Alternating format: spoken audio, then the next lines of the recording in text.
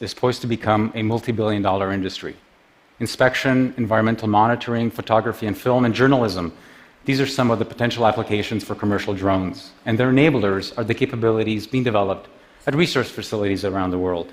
For example, before aerial package delivery entered our social consciousness, an autonomous fleet of flying machines built a 6-meter-tall tower composed of 1,500 bricks in front of a live audience at the Frac Center in France. And several years ago, they started to fly with ropes. By tethering flying machines, they can achieve high speeds and accelerations in very tight spaces. They can also autonomously build tensile structures. Skills learned include how to carry loads, how to cope with disturbances, and in general, how to interact with the physical world. Today, we want to show you some new projects that we've been working on. Their aim is to push the boundary of what can be achieved with autonomous flight.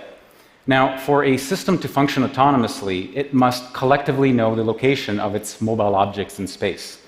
Back at our lab at ETH Zurich, we often use external cameras to locate objects, which then allows us to focus our efforts on the rapid development of highly dynamic tasks. For the demos you will see today, however, we will use new localization technology developed by Verity Studios, a spin-off from our lab. There are no external cameras. Each flying machine uses onboard sensors to determine its location in space, and onboard computation to determine what its actions should be. The only external commands are high-level ones, such as takeoff and land.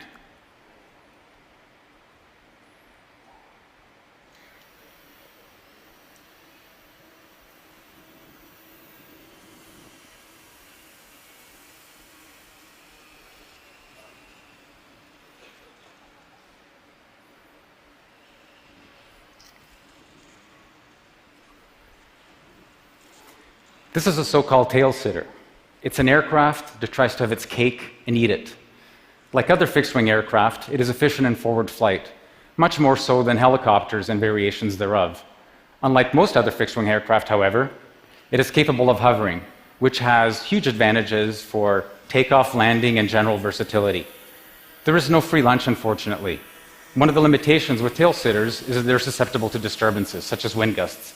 We're developing new control architectures and algorithms that address this limitation.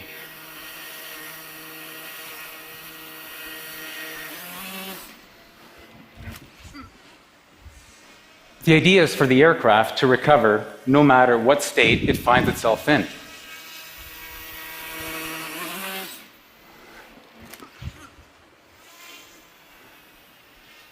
And through practice, improve its performance over time.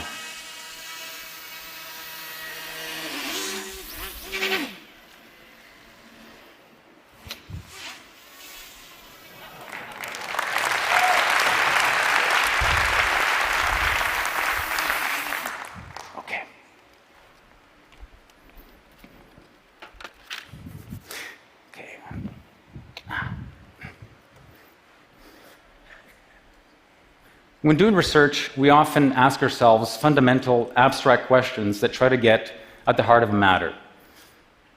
For example, one such question would be, what is the minimum number of moving parts needed for controlled flight? Now, there are practical reasons why you may want to know the answer to such a question. Helicopters, for example, are affectionately known as machines with 1,000 moving parts, all conspiring to do you bodily harm. It turns out that decades ago, skilled pilots were able to fly remote-controlled aircraft that had only 2 moving parts, a propeller and a tail rudder. We recently discovered that it could be done with just one. This is the monospinner, the world's mechanically simplest controllable flying machine, invented just a few months ago. It has only one moving part, a propeller. It has no flaps, no hinges, no ailerons, no other actuators, no other control surfaces, just a simple propeller. Even though it's mechanically simple, there's a lot going on in its little electronic brain to allow it to fly in a stable fashion and to move anywhere it wants in space. Even so, it doesn't yet have the sophisticated algorithms of the tail sitter, which means that in order to get it to fly, I have to throw it just right. And because the probability of me throwing it just right is very low, given everybody watching me, what we're going to do instead is show you a video that we shot last night.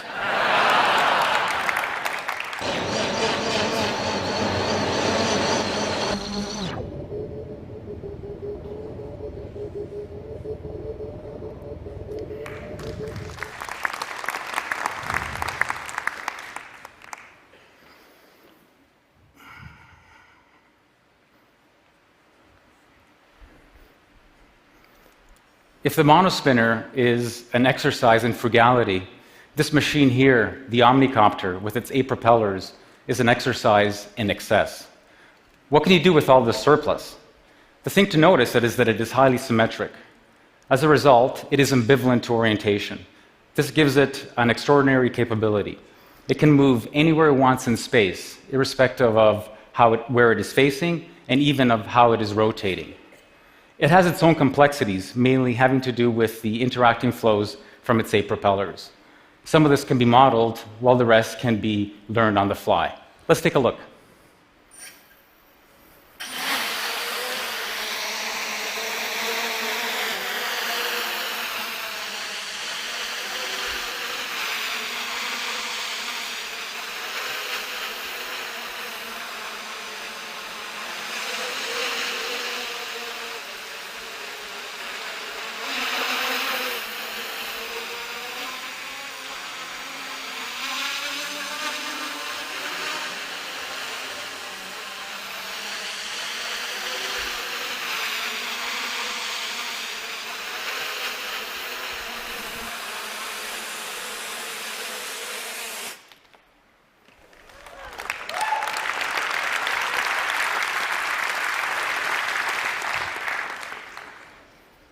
If flying machines are going to enter part of our daily lives, they will need to become extremely safe and reliable.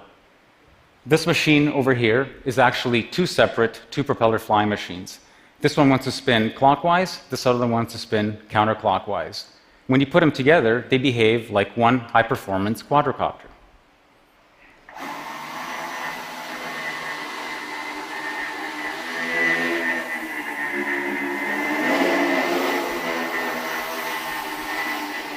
If anything goes wrong, however, a motor fails, a propeller fails, electronics, even a battery pack, the machine can still fly, albeit in a degraded fashion. We're going to demonstrate this to you now by disabling one of its halves.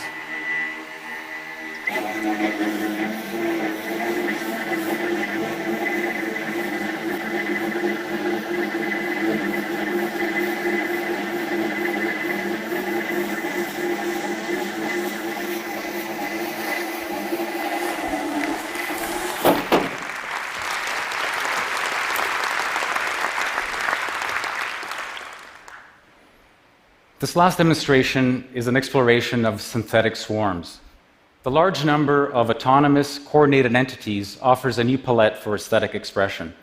We've taken commercially available micro-quadcopters, each weighing less than a slice of bread, by the way, and outfitted them with our localization technology and custom algorithms. Because each unit knows where it is in space and is self-controlled, there is really no limit to their number.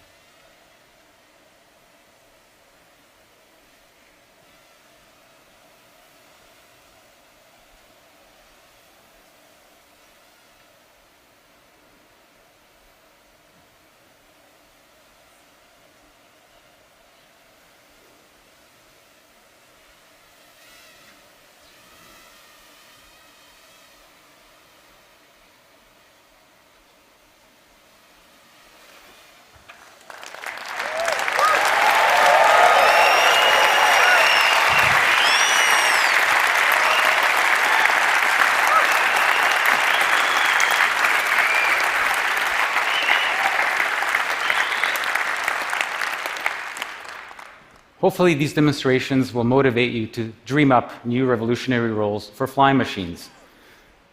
That ultra-safe one over there, for example, has aspirations to become a flying lampshade on Broadway.